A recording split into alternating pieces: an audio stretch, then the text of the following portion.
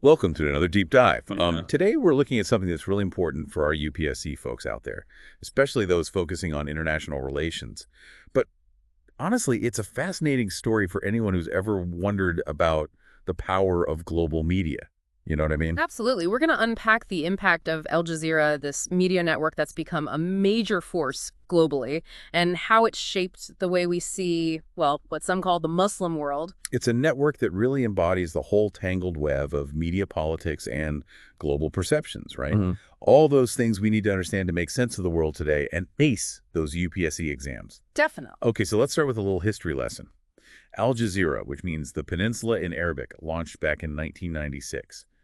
But it wasn't just another news channel popping up. There's a unique story here. Remember the BBC World Service, their Arabic television station? Yeah. When that service got shut down, there were about 120 journalists left scrambling. And guess what? They found a new home at Al Jazeera thanks to funding from the Emir of Qatar. Talk about a shakeup in the media landscape. Wow. And they made a name for themselves pretty quickly, covering the 2000 Intifada in a way that really caught people's attention. But it was 9/11 that really launched Al Jazeera into the global spotlight. I mean, they were broadcasting messages from Osama bin Laden, and their offices were even targeted in U.S. attacks, first in Kabul, then Baghdad. Yeah, talk about being in the thick of it. That's when Al Jazeera became like the go-to news source in the Middle East. Many saw them as more trustworthy than the big Western outlets like CNN and even the state-owned channels in Arab countries.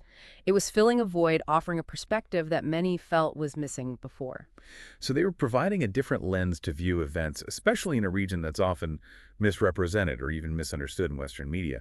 But that kind of influence, that comes with a lot of responsibility, don't you think? Absolutely. On one hand, you could say that access to this kind of information empowers people in Arab countries, potentially even contributing to democratization. Yeah.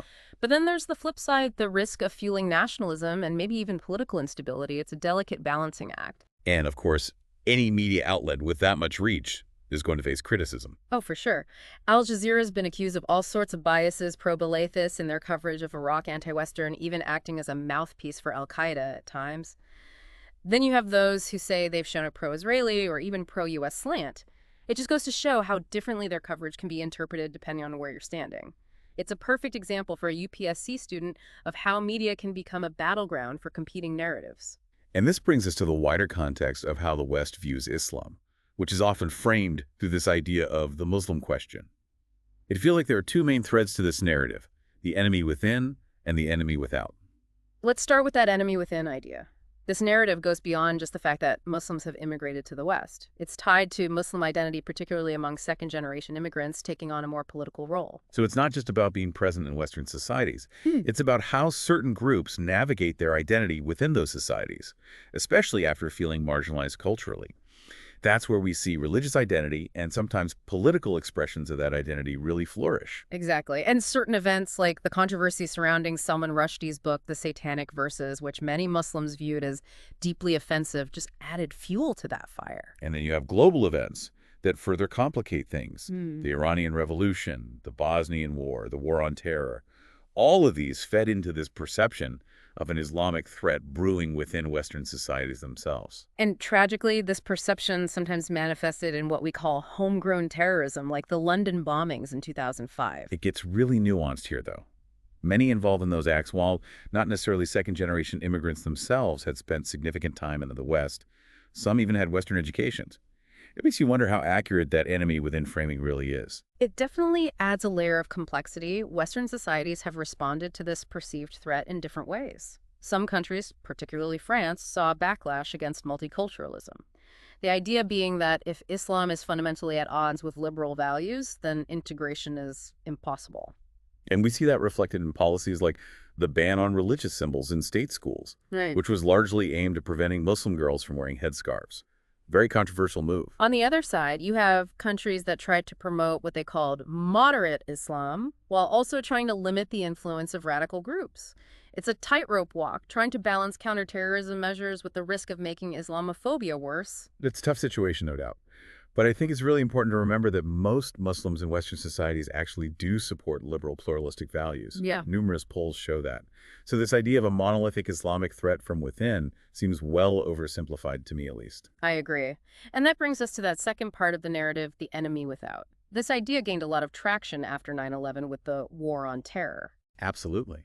The wars in Afghanistan and Iraq, aimed at toppling regimes and taking down terrorist organizations like al-Qaeda, were often presented within this narrative of Islam as an external threat to Western civilization.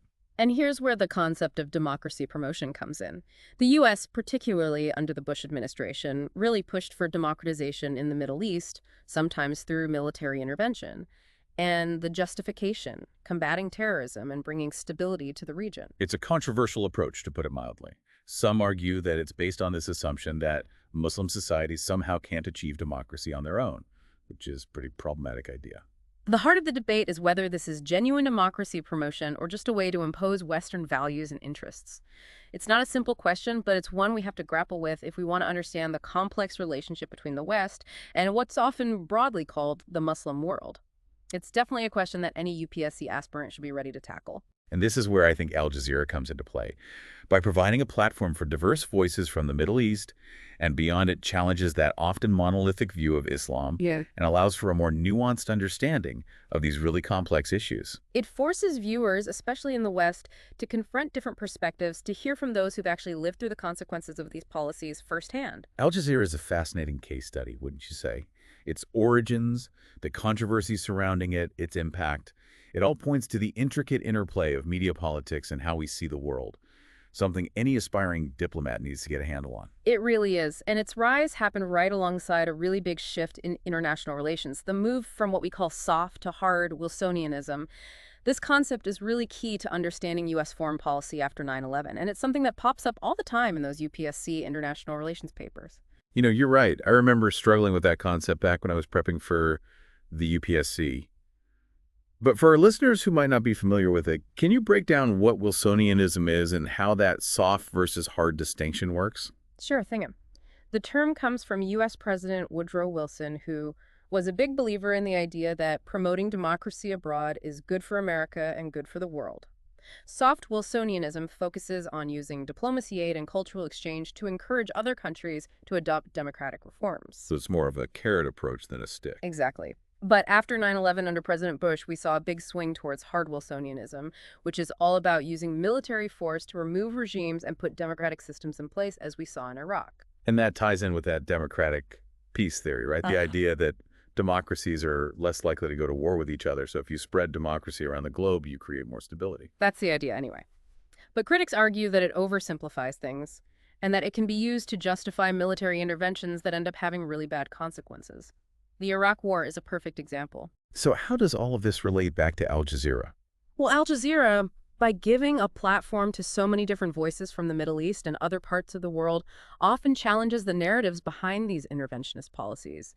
It gives a voice to people who are skeptical of Western intentions and see democracy promotion, especially the hard kind, as just another form of imperialism. So in a way, Al Jazeera disrupts that us versus them mentality that fuels those narratives of an Islamic threat, whether it's coming from within or outside. Exactly. It forces viewers, especially those in the West, to actually listen to the perspectives of those who have lived through the impact of these policies.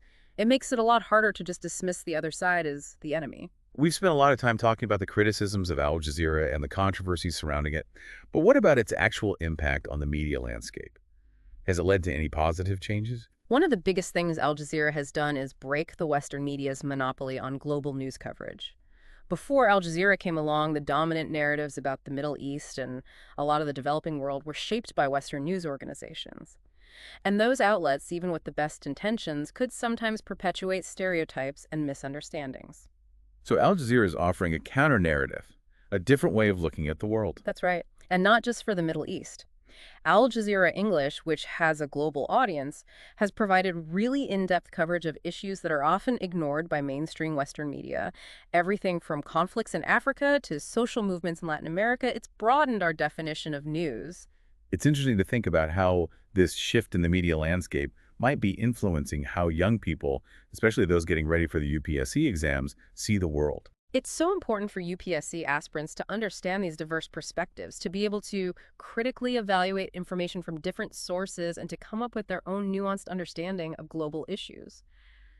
Al Jazeera, with its unique place in the media world, can be a really valuable resource for anyone looking for a broader, more critical perspective. It's almost like Al Jazeera is a case study in itself, right? its origins, its Excellent. controversies, its impact, it all speaks to the complex relationship between media politics and how we perceive the world. It's a living example of the kind of critical thinking that those UPSC exams require. I totally agree. It reminds us that the news we consume is never neutral.